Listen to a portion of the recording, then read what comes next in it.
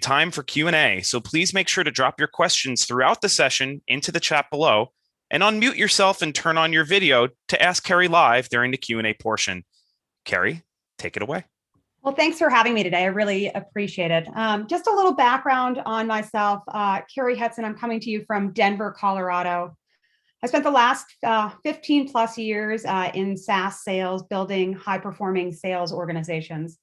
And I've had the great opportunity to kind of see businesses in every stage of the ecosystem. I've worked in early stage, Series A, Series B organizations, scaling them to 20 to 30 million.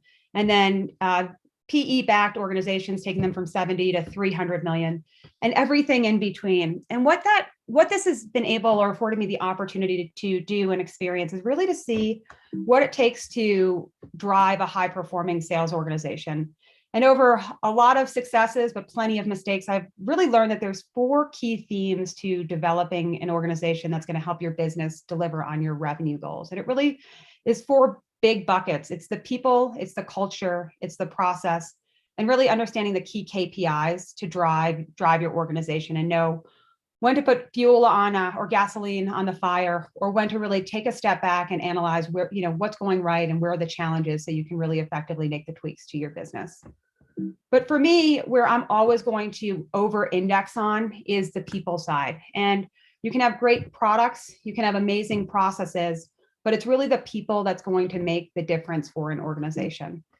And when I think about people, I really look at it in kind of 2 major buckets. Of course, the hiring is a very important part, but that's a topic in itself. So today I'm really going to focus on 2 things that I think are really, really important. It's the onboarding process and how do you develop and retain your talent. And onboarding, in a number of organizations is a 1-week training program where you really focus on who you are as an organization, key personas that you're going to attack, and really core processes. But what I have found is that it leaves a major gap because you put your sellers in a position where then they're hitting the phones without the core knowledge of what needs to be done. And what that affects is your ramp periods and extends time. So over the last several years, what we have developed is a really strong onboarding program that maps back into your sales process. So if you know that you have a 90-day sales days to close, what I've done is I've mapped my onboarding process into a 3-month training process for the team, which gives them really fundamental skills every week in order to support that. So as an example, in week 1 for my onboarding for my growth team, we really focus on what are the personas, what are the core use cases, and what are the prospecting skills that they're going to need to be successful. And then what we have is we have exit criteria at each week in order to say, have you mastered that skill set and are you ready to move on to the next week, which you're going to build on those skill sets. And what this does is it really starts to create the tempo, and our actually sales philosophy is that you are a lifelong learner. We are going to continue to invest in you, but we also are going to ask you to ensure that you have the minimum skills to be successful in the organization. And what this has helped us do is it has helped us reduce our ramp time in my growth segment, for example, from 90 days into a 30-day ramp, which is helping us deliver against our revenue goals faster. The second, and I think the most important piece, is once you have somebody onboarded and they're fully ramped, you have to continue to invest in that individual. And oftentimes, I've seen even in my businesses is that you put together really tactical enablement programs to focus on skill sets that are the same across all sellers. What we've done is we've developed a program that really looks at what is the growth path for the seller. So underneath my team, I have 3 different segments that report into me. I've got my growth segment, my mid-commercial segment, and my small enterprise segment. And each one of those has different skill sets that are necessary for them to be successful. So what we've created is a journey map or a career progression map that really allows individuals in each one of the segments to support growth goals. So not just looking for how do I get to hit my quota enough to get to the next segment, but what are the skill sets that I need in order to support that. And what this does is it really creates an environment of investment, both sellers investing in the business, but us investing back in the sellers. And it allows us to put them on an individual journey or an individual path to meet them where they are and develop their own skills to make them the best that they can be. And this has created not only success for the individuals from a retention standpoint, but then when we get them into the next segment, they're ramping faster in that segment. So we're just creating a culture of success and progression and career progression, which also keeps individuals within the organization, and you can grow them faster. So it's been a really exciting opportunity for us, but I would say people matter, and over investing in this area for your business is really going to help you deliver against your revenue targets. The second one, and how we've really focused on changing the game, is creating the organizational culture of winning and accountability. And, we can start, and we always talk about, how do you do that in the sales organization? And I'm going to bubble it up and say it actually starts higher than that. Creating a culture of accountability across the organization is really what's going to drive success. And at Conga, we, led by our CEO, as well as our C-level, really have focused on creating a culture of accountability through our cross-functional teams. And this has built a successful organization where we can challenge each other, where we all own three things. And as a business, by owning, everybody owns a customer, everybody owns pipeline, and everybody owns bookings. Knowing that we all have separate roles to play in delivering against that, we all have a unified experience. And what that allows us to do is to win faster, but also create a rhythm and a tempo for the sales organizations to help them be successful. So by creating this framework where we all own pipeline, customer, and bookings, we're all working in unison. And what I talk to my team a lot about is rhythm and patterns so that you can execute quickly. And so what we've done is partnering with our marketing team, partnering with our product marketing team, and then partnering with sales. We create campaigns on a monthly basis, little C campaigns, we call them, which are things that my team can quickly deploy against their pipeline in order to build their own pipeline for success.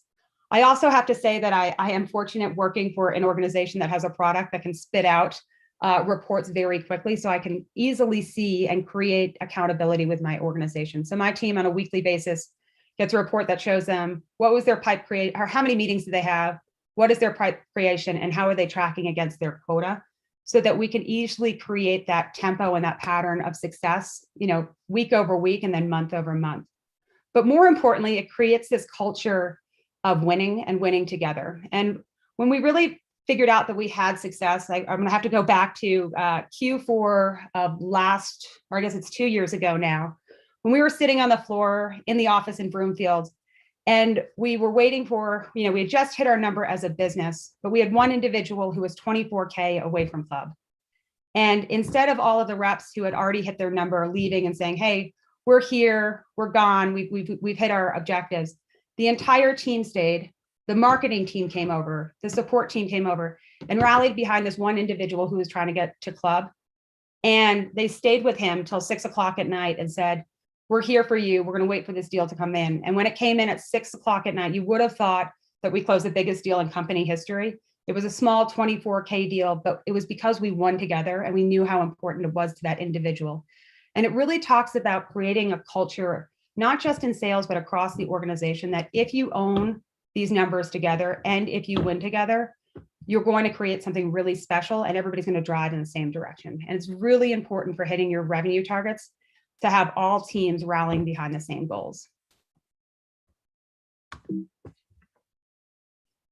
Process is my favorite thing, and I could talk to you guys ad nauseum about creating good processes. And I think, from my perspective, working in large organizations and then working in earlier stage organizations, is the processes that you're going to create are going to be different depending on the size of your organization.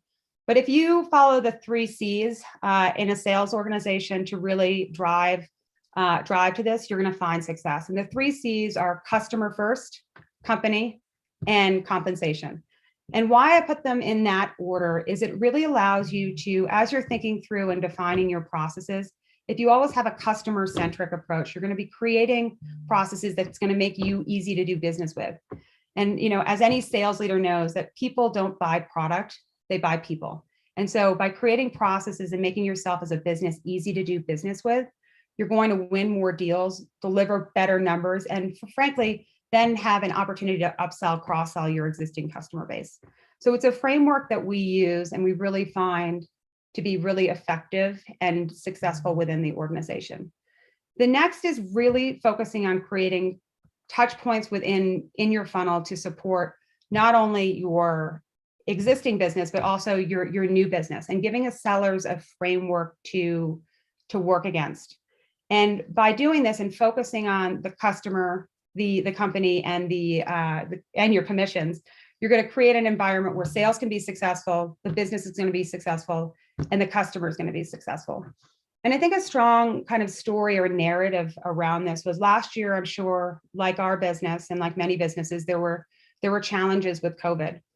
And we have our processes and we have our bookings policies that really focus on, this is what we need to do to drive revenue and success for us as we prepare to go public. And sometimes those bookings policies didn't align with what our customers need. And we had a customer, as an example, who was struggling. They were in the restaurant business and really had to make some changes to their business when their contract renewed. Instead of taking hard party lines, here is our Conga processes, this is what we're going to do. We bent those processes, and we looked at the customers and said, this is what you need. This is what's going to be good for your business in this really challenging time for you. And we amended their contract and supported them during COVID. And, we created a customer that was a customer for life. Fast forward a year, that same customer is growing again. Business is back, restaurants are open, and we started to deploy different services around it. But that's not the story, not just because we could sell more product to them, but because we had created that tight relationship and those processes and that partnership, is that at the end of Q1, we needed a deal. We were behind in our bookings, and we needed one more deal in order to hit our quarterly goals. And we knew that this customer was growing, but wouldn't need additional licenses and additional product until Q2 of this year. So we were able to reach out to this customer and say, we know you're tracking to this. We have this forecasted for next quarter. Is there anything you can do to help support our business because of how we helped you last year? And it was a no-brainer. So the reason I tell these stories is, yes, it's really important to create great processes so you have the fundamentals to run a great business. But by putting your customers first and always keeping that within your framework, you're going to create customers for life. And we all know that if you have customers for life, not only are you going to have a great foundational business, but you're going to be able to grow and scale quickly. And, as an example, in our existing customer base, our conversion rates are 60%. So we know that we can win fast and we can continue to cross-sell, upsell, because we create a really wow customer experience for our base.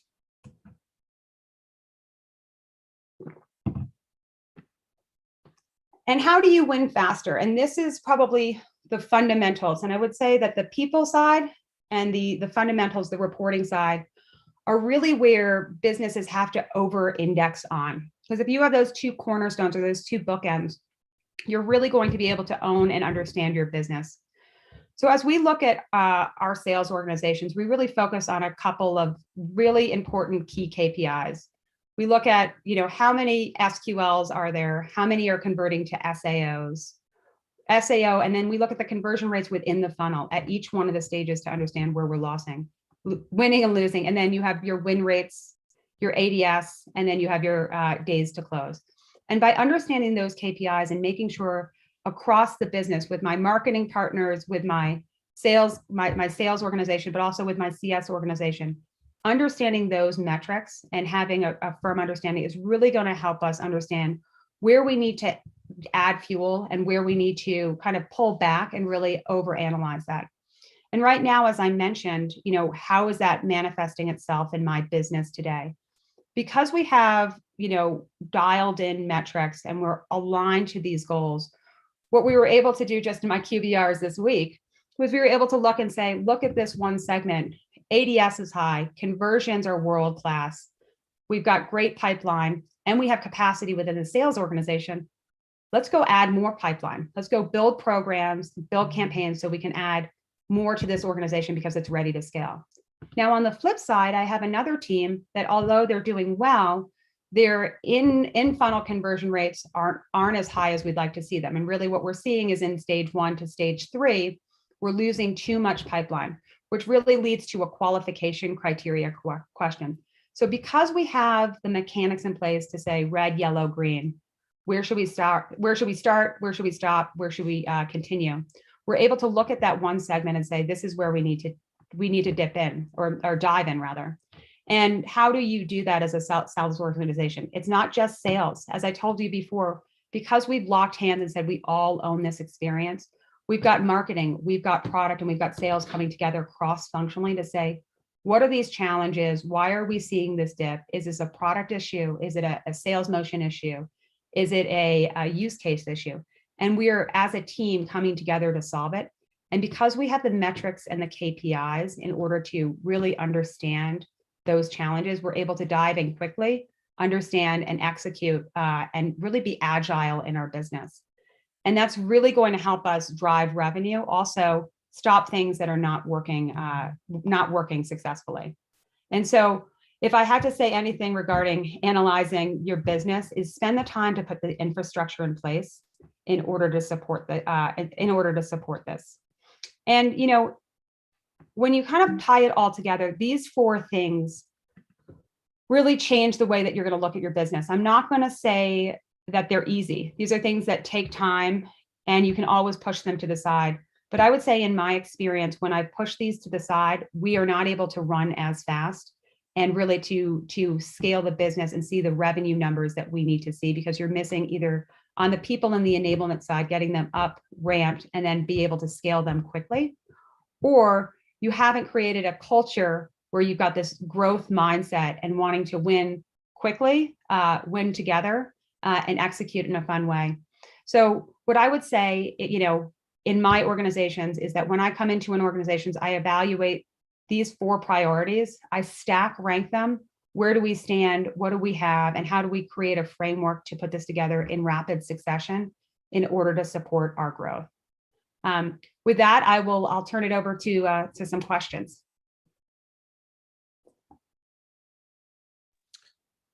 Great, Kerry. I think we have a couple of questions keyed up now within the chat. First one from Ben. Great insight, Kerry. How do you prioritize accounts to get quick wins? Yeah, great question. So what we do is we look at kind of three criteria. And I would say that this is, as I mentioned, we have three different segments. So you have to really prioritize against your segments, understand what cohort they're in. So first I would understand if the account is a new business account or it's an existing business account. If it's a new business account, what is the vertical they're in? What is their revenue? Are the two criteria, the steel threads that we look at in new business. In existing business, we look at those two criteria, but then what we add in is what is their current spend with us and what are the current products that they have. Because what we do, especially within our existing base, is that we take them on a journey. If they start with our Composer suite of products, we know that the next adjunct is into our Sign product. And after that, they're going to go into our CLM product, depending on the journey that they're in. But we know based off of the vertical, based off of their spend, where they're going to go in that journey map and where we're going to have the highest conversion rates. And that's how we've been able to, get and maintain that 60% conversion rate within our existing base.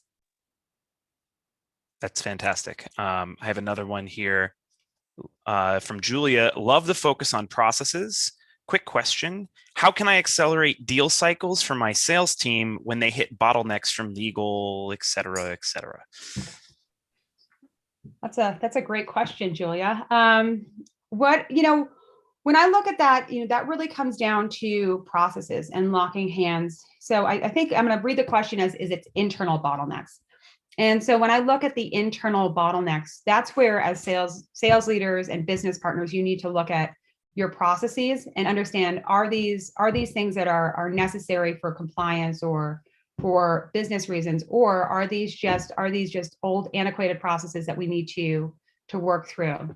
And so what we do is we really evaluate processes, but we also have great tools. So if you look at bottlenecks with legal, look at Conga CLM, because that really does speed up your sales cycle and your legal process.